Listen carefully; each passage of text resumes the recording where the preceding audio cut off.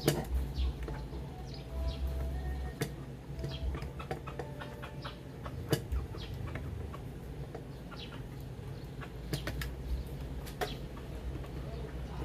pa.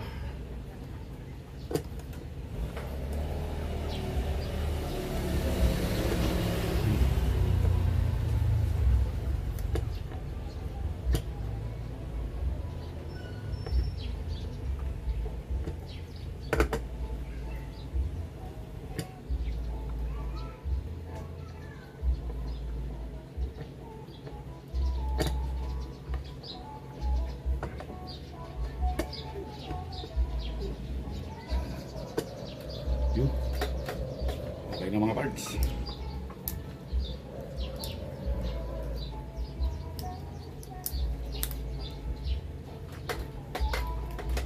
Baka kursunado nyo mga parts.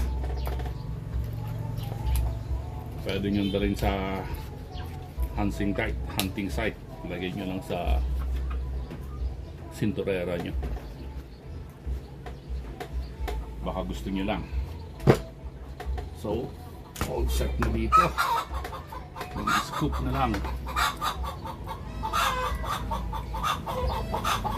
Paano ko ilagay dito sa second to the last?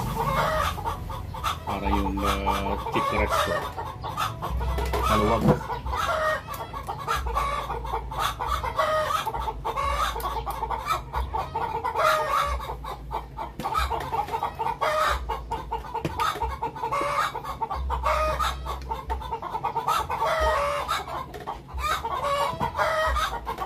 Actually, ito kahit ito lang pwedeng panghigpit.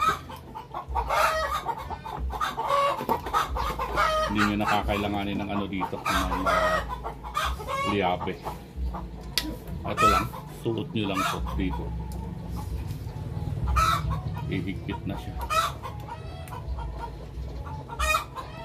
Yun.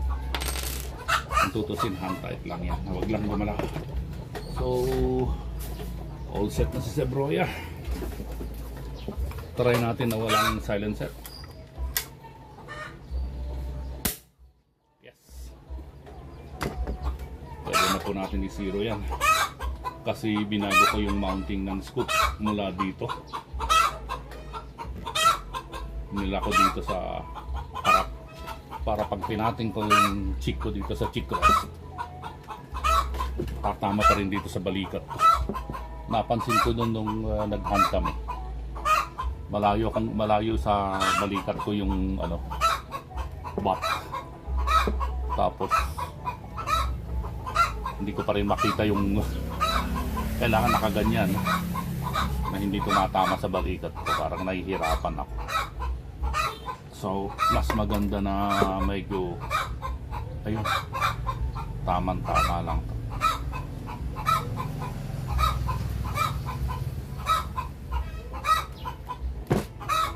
All set na po si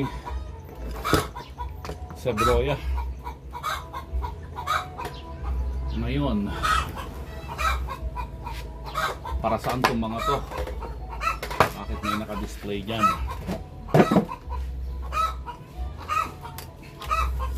Pag nag-keep-linking tayo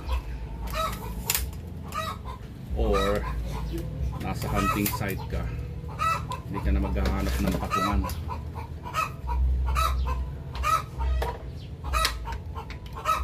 Ito mabigat kasi, so plano kong gamitin ito sa linking.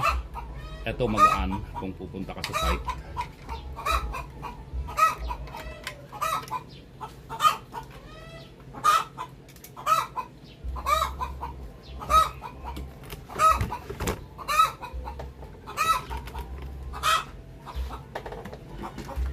Nagpagawa ako ng brass o tanso na tube para i-mount dito na eksakto lang talaga dito.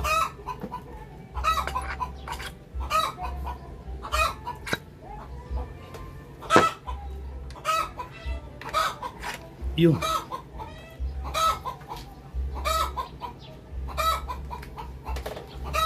Para hindi ka mahirapan maghanap ng patungan. Yun po gamit niyan.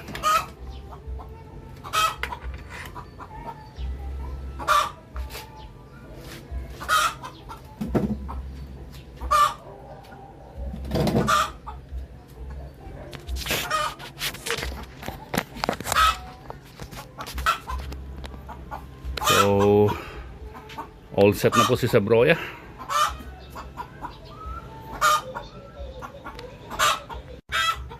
So yun, all set na po si Sabroya for testing.